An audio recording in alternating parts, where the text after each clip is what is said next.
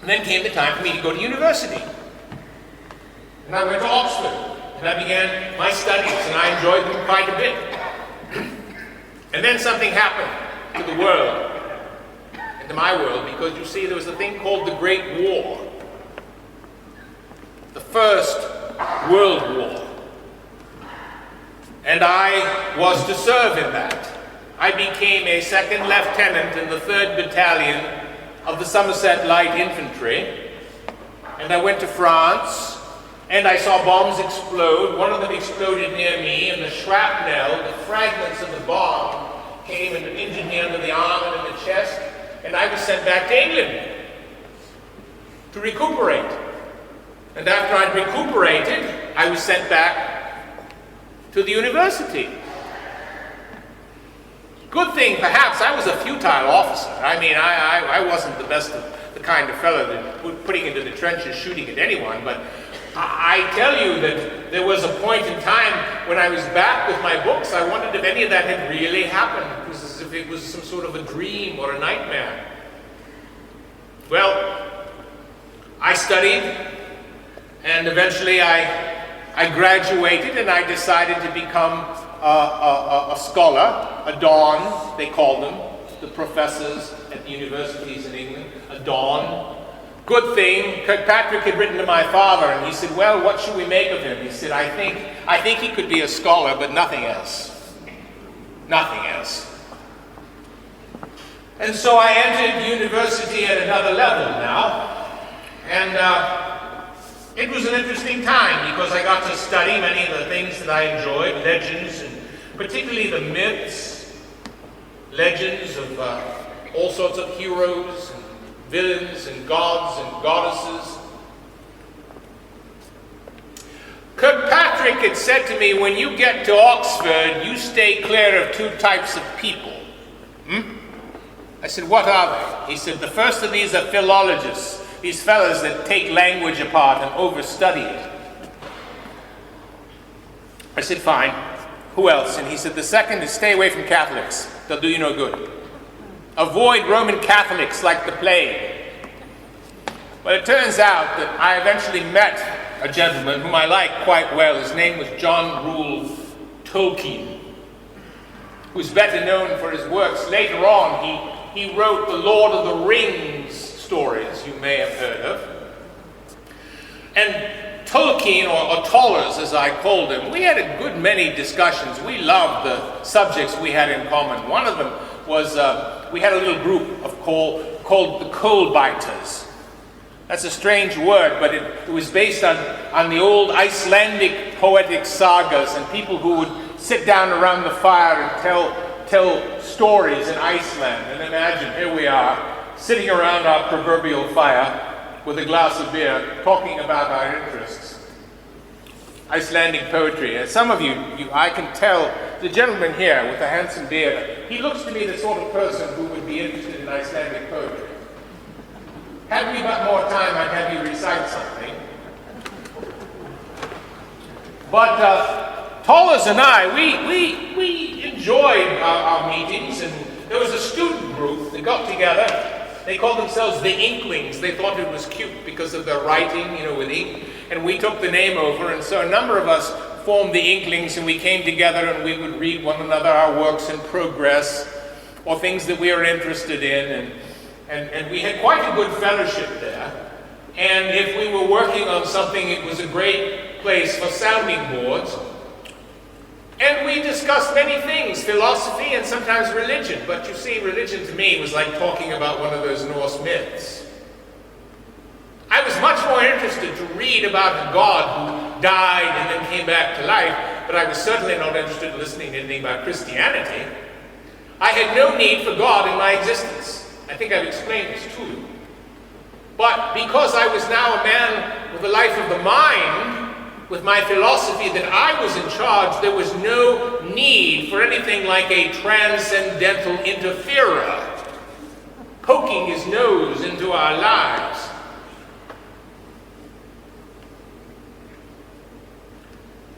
To believe in God, I thought, was a tempting illusion. I remembered being very young and believing that.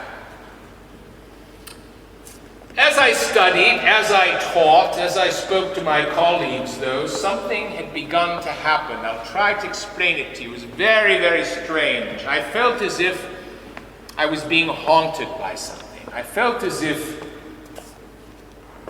something was following me. I felt as if there was something on my heels.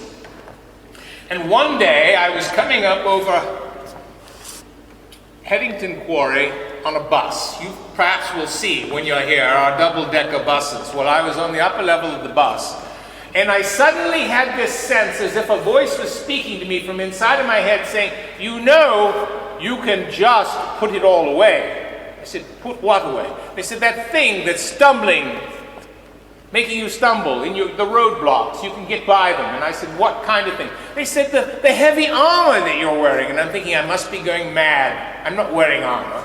And this thing said, "If you would like, you can open that door and step into it. It'd be so much more freeing and liberating to you."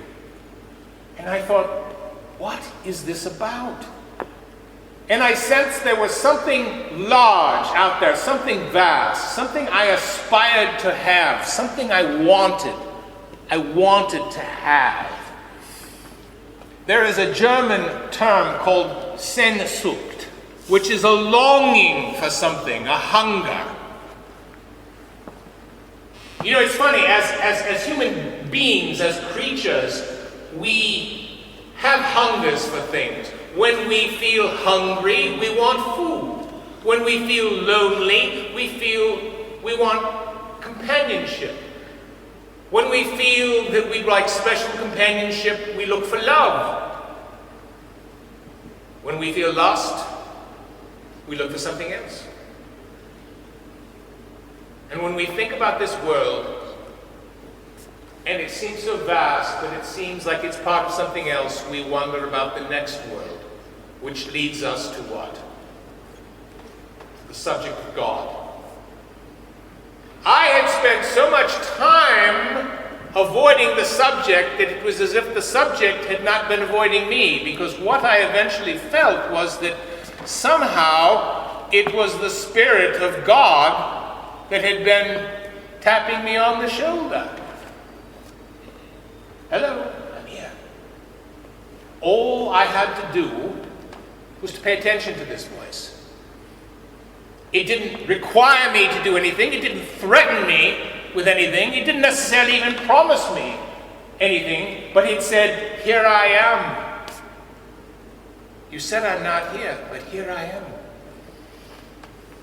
All I can try to explain to you about this point in my life is I was trying so very hard to be such a good little atheist. You know, good little atheists are always in jeopardy because there are so many things in their way. Open books, some of them Bibles, open minds, some of them Christian. Some people just open mind, they make you think. Someone says something to you and you walk away and you say, "I am changed from having spoken to that person."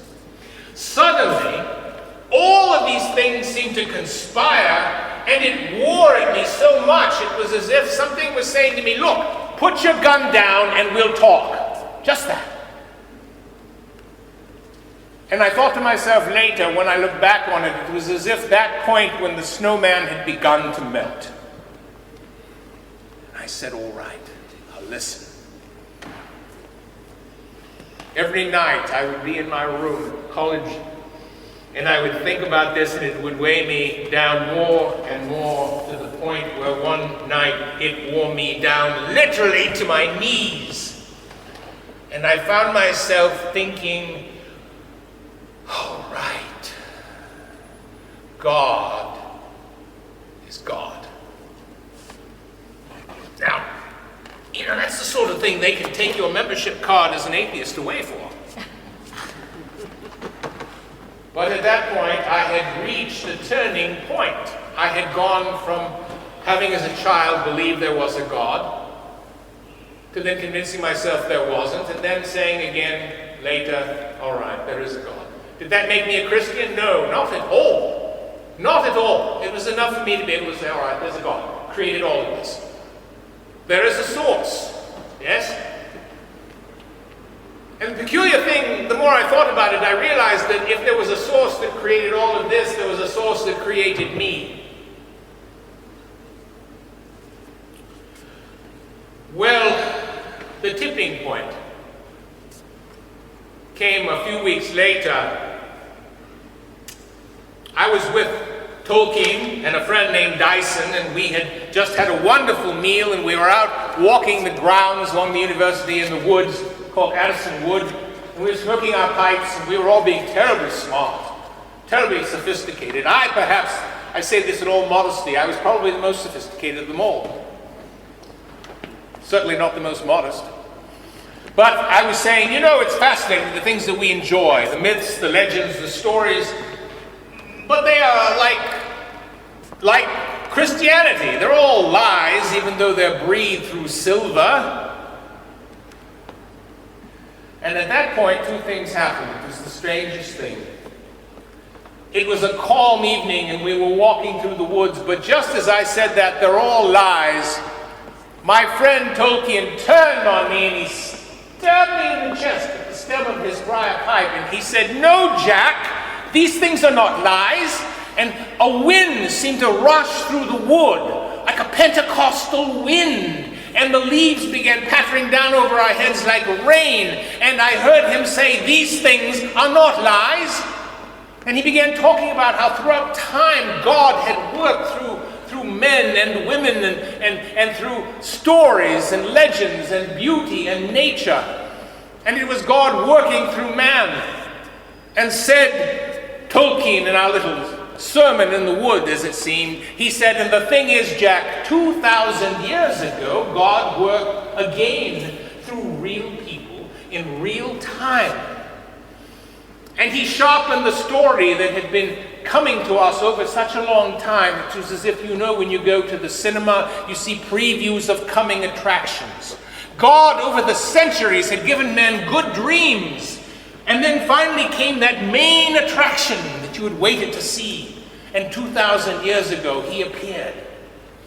And I found myself thinking of another conversation I had had months before with a man who, like myself, was a confirmed atheist at the time.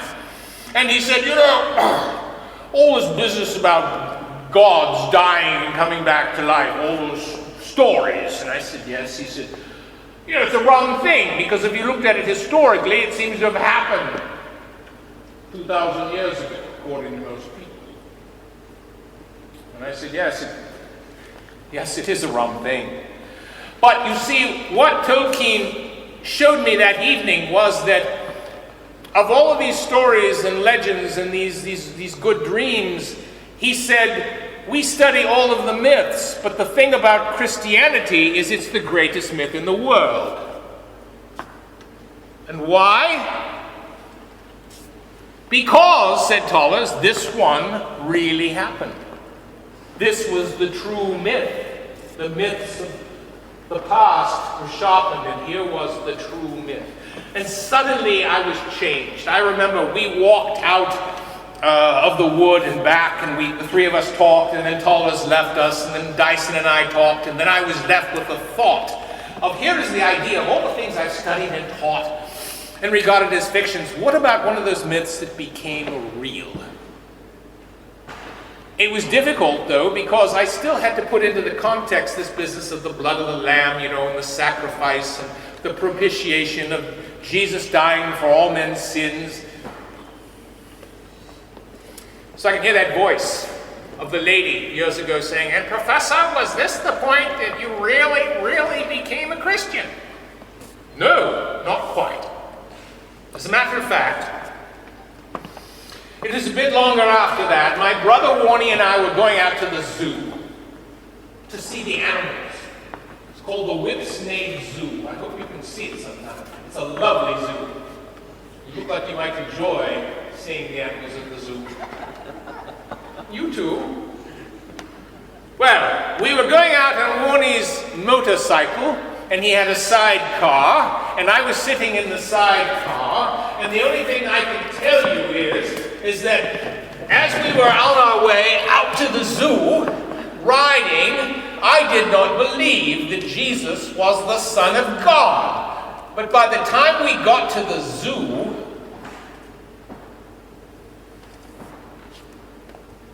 I did. You know, I came to understand that later, this is how things happen. Not out of the burning bush, not out of the angels speaking out of the sky. Sometimes we will be in the midst of doing something, thinking of something. We'll say, I have the solution to the problem. Yes.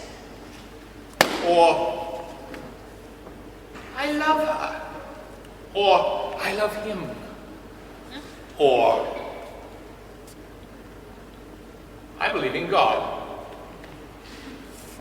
And we know these things because they are a consequence of every fear, every doubt, every joy, every sadness, every conversation that has left us up or down, every person who has made us happy or sad. Suddenly the information comes together and we choose to know something incredible.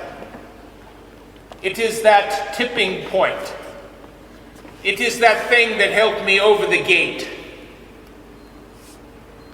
And now, not only did I believe in God, but I believed in the Son of God. We will come to the reasons for that, but I chose to believe that Jesus was the Son of God. And that, in effect, made me a Christian. Well, that joy I had been in search of, that sense of pleasure that I believed came from within, from me, I realized that when I was searching all along for this hunger, that something that was other and outer, that was beyond me but within me, was God. It's that simple. This is how it happens. You see, I desired joy, but I had failed to ask, who is it that I desire? And once I came to have the answer to that question, I was helped along to do other things, which, I know some of you are sitting there, you're looking, oh, parts of my posterior are just absolutely riveted for these pews. So I'm going to ask you to stand up and walk about and talk to yourselves or one another for perhaps 10, 12, 14 minutes, what we might call an intermission. And when you come back, I will tell you about the animals that talk and magical wardrobes and a great lion named Aslan and how I came to create the lion, the witch, and the wardrobe. So if you will be good enough to come back, don't get on the bus. You're in a foreign country now, remember, you only get lost. I shall see you back here in about a quarter of an hour. Off you go, intermission.